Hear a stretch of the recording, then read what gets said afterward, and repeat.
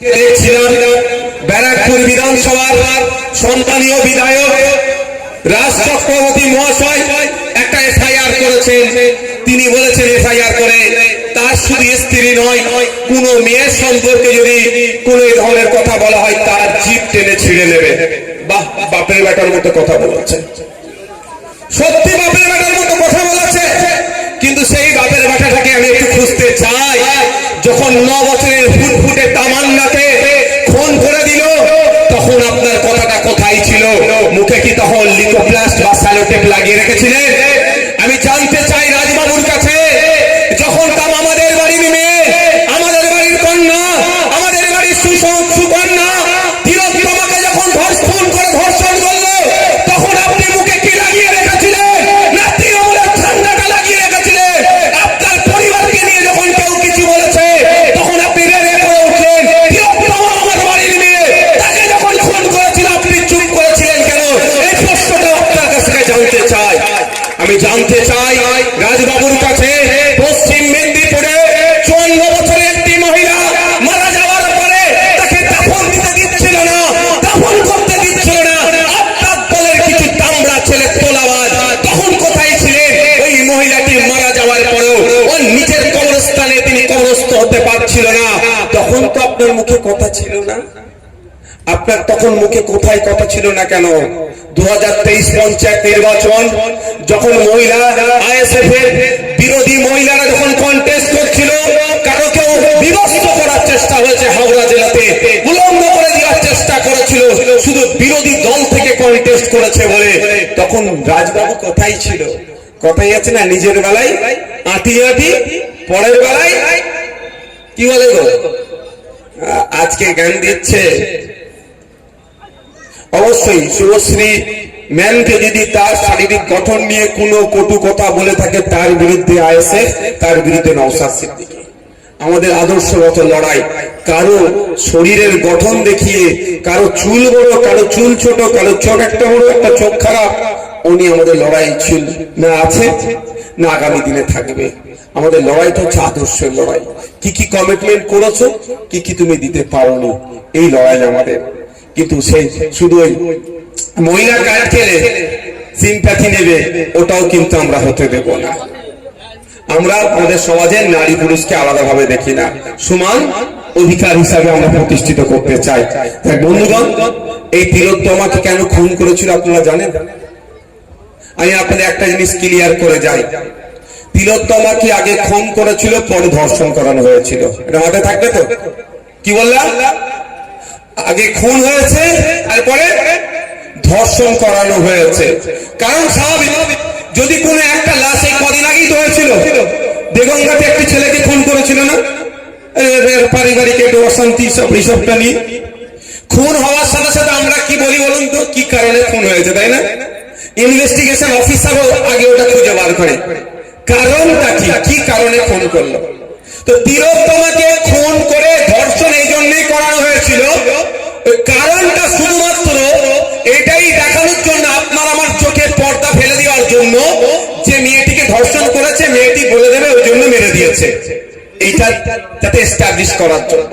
কিন্তু অ্যাকচুয়ালি এই ঘটনা নয়। আপনাদের জানতে হবে তিলোত্তমা কেন খুন হতে হলো। তিলোত্তমাকে খুন হতে হয়েছে এই দেগঙ্গার মহিলাদের জন্য, তিলোত্তমাকে খুন হতে হয়েছে ভাঙড়ের মহিলাদের জন্য, তিলোত্তমাকে খুন হতে হয়েছে আর্জি করে যে সমস্ত মহিলারা ট্রিটমেন্ট করতে যেত তাদের জন্য, তিলোত্তমাকে খুন হতে হয়েছে আপনার আমার জন্য, তিলোত্তমাকে খুন হতে হয়েছে ফেক ওষুধ দিচ্ছিল তার প্রতিবাদ করার জন্য, তিলোত্তমাকে খুন হতে হয়েছে যে ওই হসপিটালে আর্জি করে যে সমস্ত মহিলা, মৃত মহিলা থাকতো তাদের সাথে নোংরামি করতো, ওই সন্দীপ ঘোষ অ্যান্ড কোম্পানি নোংরামি করে ভিডিও তৈরি করে বিদেশের মার্কেটে বিক্রি করতো। তাই আপনার বাড়ির মহিলাকে নিয়ে যারা নোংরামি করতো, সেই জন্য আমাদের তিলোত্তমা প্রতিবাদ করেছিল। ওরা জানতে পেরে যায় যে তিলোত্তমা যখন জানতে পেরে গিয়েছে এটা যদি পাবলিক ডোমেইনে চলে যায় ওদের উপরে বিপদ নেমে আসবে, সেই জন্যই তিলোত্তমাকে খুন করলো। তিলোত্তমাকে কেন খুন করেছে? ঠিক আমাকে যে কারণে জেল খাটিয়েছে মমতা ব্যানার্জি, ঠিক একই ভাবে তিলোত্তমাকে খুন একই কারণে হয়েছে। আমিও আপনার জন্য চিৎকার করতে গিয়ে জেল খেটেছি, আর তিলোত্তমা আপনার জন্য চিৎকার চিৎকার করতে গিয়ে মৃত্যু মারা গিয়েছে, তাই ওকে আমরা ভুলে গেলে হবে? আমরা ভুলে যাবো নাকি? ওকে বিচার চাই, বিচার আমরা যতক্ষণ না পাচ্ছি লড়াই করে যাব। কিন্তু আমাকে একটা স্লোগান শুনলে শুভেন্দু বাবুর মুখে খুব হাসি লাগছে। কি স্লোগান বলছি? হিন্দু হিন্দু ভাই ভাই। আমার খুব হাসি লাগছে, কেন বলুন তো? দেখুন মাস্টার সাহেব বলেছেন, আমিও বলছি, পশ্চিম বাংলায় তিলোত্তমাকে নিয়ে সব থেকে বড় প্রতিবাদ র্যালি যেটা হয়েছে সেটা ভাঙড়ে হয়েছে। ওর থেকে বড় পশ্চিম বাংলায় কেউ করে দেখাতে পারেনি। ওই প্রতিবাদ র্যালিতে 90% মুসলমান সমাজের মানুষ ছিল। তিলোত্তমাকে নিয়ে সব থেকে বেশি চর্চা যদি কেউ করে থাকে সেটা হচ্ছে আইএসএফ করেছে। আইএসএফ এর চেয়ারম্যান নওশাদ সিদ্দিকী করেছে। নওশাদ সিদ্দিকী ধর্মীয় পরিচয় কি ভাই? নিশ্চিতভাবে মুসলমান ধর্মের আমি অনুসারী। আমি জোর গলায় বলি, এখানে কোনো ব্যাপার না। আর এটা আমি জানি না সেকুলার হতে গেলে নাকি গেরুয়া বসন পরা যাবে না, সেকুলার হতে গেলে নাকি টুপি পরা যাবে না, দাঁড়িয়ে রাখলে নাকি সেকুলার হওয়া যায় না। কোথা থেকে কোন সংজ্ঞা পড়েছে আমি ভাই জানি না। যাক, আমার বলার বক্তব্য, হিন্দু হিন্দু ভাই ভাই স্লোগান শুভেন্দুকারী তুলেছিল তো। তিলোত্তমা ধর্মীয় পরিচয়টা কি? নিশ্চিতভাবে মুসলমান নয়, কিন্তু আমি এটা ঘুরিয়ে উদাহরণ দেওয়ার কারণ হচ্ছে তিলোত্তমা ধর্মীয় পরিচয় দেখে আমরা প্রতিবাদ করিনি। তিলোত্তমা কোন জাতের তার থেকে প্রতিবাদ করিনি। তিলোত্তমার সাথে অন্যায় হয়েছে, তিলোত্তমা আমাদের জন্য কথা বলছিল, আমাদের পরিবারের মহিলাদের ইজ্জত আবরু নিয়ে যারা ছিলিমিলি খেলছিল তাদের বিরুদ্ধে কথা বলেছিল বলে তাকে খুন করেছে। তাই তিলোত্তমা আমাদের কথা বলার জন্য খুন হয়েছে। তিলোত্তমাকে ন্যায় দিতে হবে, তার পরিবারকে ন্যায় দিতে হবে। সেই জন্য সব থেকে বেশি প্রতিবাদ প্রতিরোধ এবং আজকের দিন পর্যন্ত আইএসএফ করে যাচ্ছে, নওশাদ সিদ্দিকীরা করে যাচ্ছে, শামসুর স্যারেরা করে যাচ্ছে। এখানে আমরা একবারও ধর্ম দেখেছি? কিন্তু আমার প্রশ্ন এখানে শুভেন্দু বাবুর কাছে, কেন শুভেন্দু বাবুর কথাটা শুনে আমাকে হাসি লাগছিল? সেন্ট্রাল সিবিআই এই মামলাটা দায়িত্ব নিয়েছিল তো ইনভেস্টিগেশনের, আপনাদের মনে আছে? কিন্তু নিটফল কি? আমি জিরো থেকে বেশি কিছু পাচ্ছি না। আমি এখনো বলছি, যদি সঠিকভাবে তদন্ত হয় তৃণমূলের ঘরে তামাল ছেলে অনেক ধরা পড়বে ওই মার্ডার কেসে যুক্ত। তাই প্রমাণ দিচ্ছি, শুভেন্দু বাবু হিন্দু হিন্দু ভাই ভাই স্লোগান তুলছে। আমি শুভেন্দু বাবুর কাছে বার্তা দিতে চাই, তিলোত্তমার ধর্মীয় পরিচয় কিন্তু হিন্দু, সে এখনো বিচার পেল না কেন? তিলোত্তমার বাবা হিন্দু, তিলোত্তমার মাও হিন্দু, আপনি হিন্দু হিন্দু ভাই ভাই স্লোগান তুলছেন, তাহলে তিলোত্তমার বাবা তো আপনার হিন্দু ভাই ভাই, এখনো পর্যন্ত সে বিচার পেল না কেন? কেন বিচার পেল না? আপনাকে আগে জবাব দিতে হবে। কারণ হচ্ছে আমরা কি দেখলাম, এই মামলাটাকে কভার করেছিল কারা? সিবিআই। সিবিআই চার্জশিট কোথায় জমা দিল? শিয়ালদা কোর্টে জমা দিয়েছে। সেই চার্জশিটের একটা বড় ভয়ঙ্কর খেলা আপনারা দেখবেন, কিভাবে যে তৃণমূল বিজেপিকে বাঁচায় সময়, আবার বিজেপি কিভাবে তৃণমূলকে বাঁচায় সময়ে সময়ে। একটা উদাহরণ দিলে বুঝতে পারবেন। আমরা দেখলাম চার্জশিটে উল্লেখ আছে, যেই দিন তিলোত্তমাকে যেখানে মার্ডার করে ধর্ষণ করলো, ওই করিডোরে প্রায় 54 থেকে 55 জন যাতায়াত করেছে। তাহলে ওই 54 থেকে 55 জন যাতায়াত যারা করেছে তাদেরকে ডেকে জিজ্ঞাসাবাদ করলে তো অনেক সত্য উদ্ঘাটন হতো ভাই, হতো না? এই তোমরা ওখানে কি করতে গিয়েছিলে? ইভেন শুধু তাই নয়, পুলিশের এক কর্তা একজনকে দেখিয়ে বলেছিল উনি ফিঙ্গারপ্রিন্ট এক্সপার্ট, কিন্তু পরে জানলাম ও ফিঙ্গারপ্রিন্ট এক্সপার্ট নয়, ও পুলিশেরই লোক নয়। ওই রাতে ওখানে ক্যামেরাতে ছবি আসলো। তাহলে এখান থেকে একটা জিনিস বোঝা যাচ্ছে, কিছু আড়াল করা হচ্ছে। যখন এই বিষয়টা নিয়ে সিবিআই কে প্রশ্ন করা হয়েছিল যে ওই 54-55 জনগুলো কারা, তখন সিবিআই বলছে ওদেরকে নাকি সিবিআই চিনতে পারেনি। হতে পারে দিল্লি থেকে সিবিআই এসছে, অমিত শাহজি পাঠিয়েছেন, বেছে গুছে পাঠিয়েছেন হরিয়ানার লোককে, জম্মুর লোককে, উত্তরপ্রদেশের লোককে, যাতে আমাদের বাংলার লোককে চিনতে পারেনি। হতে পারে, কিন্তু চিনার তো অন্য রাস্তা আছে ভাই, নাই? চিনার রাস্তা নাই? তাহলে ওই 54-55 জন মানুষের ছবিগুলো পাবলিক ডোমেইনে দিয়ে দিতে পারতো তো, পাবলিক ডোমেইনে দিয়ে দিতে পারতো, মিডিয়ার মাধ্যমে ছড়িয়ে দিতে পারতো, দিয়ে একটাই বার্তা সিবিআই আপিল করতো বাংলার মানুষের কাছে, এই 54-55 জনকে আমরা খুঁজে পাচ্ছি না, আমরা চিনতে পারছি না। আপনার পাড়ায় আপনার এলাকার যদি আপনারা যদি কাউকে চিনতে পারেন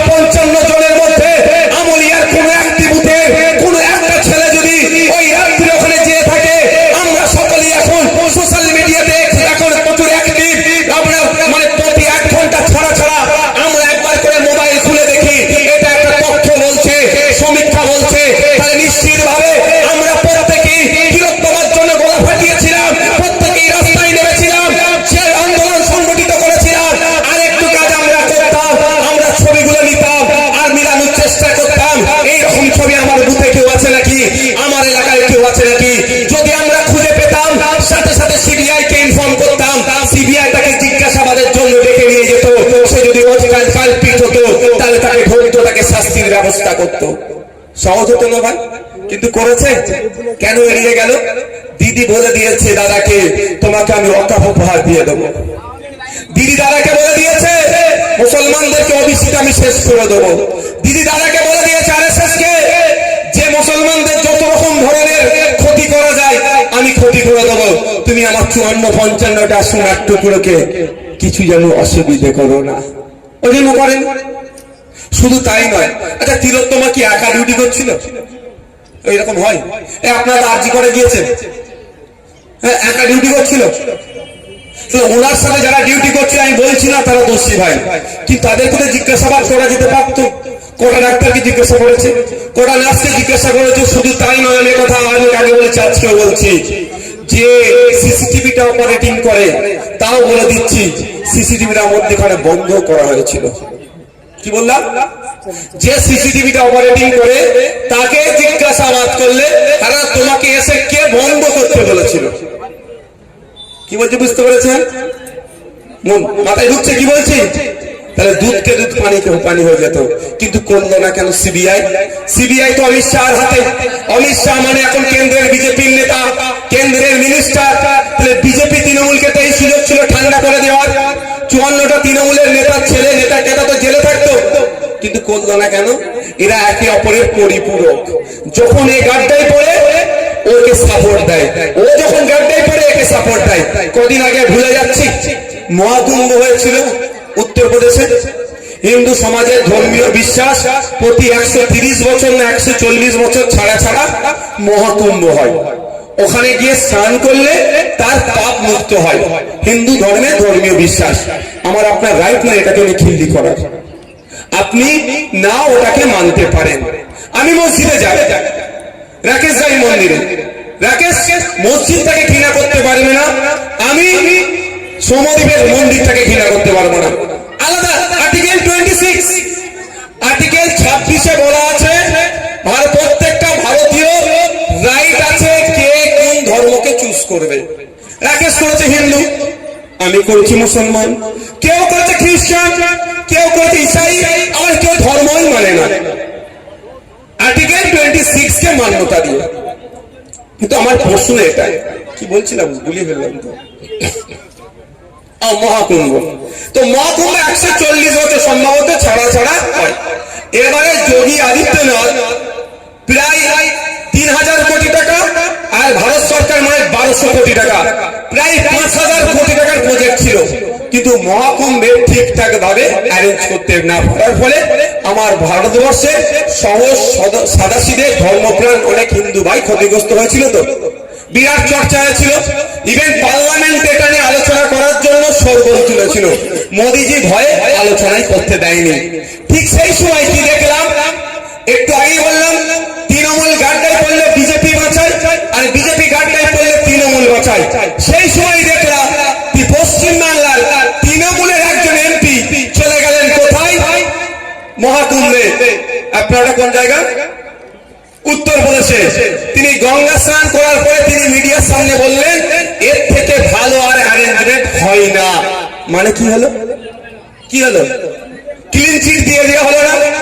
যোগী আদিত্যনাথকে বিজেপি বিপদে পড়েছিল, যোগী আদিত্যনাথের সরকার কথা বলতে পারছিল না, ভারত সরকার পার্লামেন্ট আলোচনা করার সাহস দেখাতে পারছিল না। যখন ব্যাকফুটে যখন ছিল তখন মমতা ব্যানার্জি সুকৌশলে তার এমপিকে পাঠিয়ে গঙ্গা স্নান করিয়ে মিডিয়ার সামনে এটা প্রমাণ করিয়ে দিল যে প্রধান অন্যতম প্রধান তথাকথিত বিরোধী মমতা ব্যানার্জির দল তৃণমূলের এমপি বলেছে এর থেকে ভালো আর অ্যারেঞ্জমেন্ট হয় না। তাহলে নিশ্চিত ভাবে ওই সহজ সরল হিন্দুগুলোর দোষের কারণেই ওরা ক্ষতিগ্রস্ত হয়েছে, যোগী আদিত্যনাথের দোষ নেই। কে কখন কোথায় ম্যানেজ দিচ্ছে বুঝতে পারছেন? আর আপনি আমি কি ভাবছি তৃণমূলকে দিয়ে বিজেপিকে আটকাবো, আর কিছু মানুষ ভাবছে বিজেপি তৃণমূলের অত্যাচারের হাত থেকে বাঁচতে গেলে আমাকে বিজেপিকে ধরতে হবে। আমি আপনাদের বলি, আপনি একে দিয়ে আটকানো মানে ওই আশা, আর ওকে আটকানো মানে এই আশা। এদেরকে দিয়ে কাজ হবে না। আপনার একটা ছোট্ট শুধু আমি আপনাদের ফিডব্যাক নিতে চাই। কটা বাজে?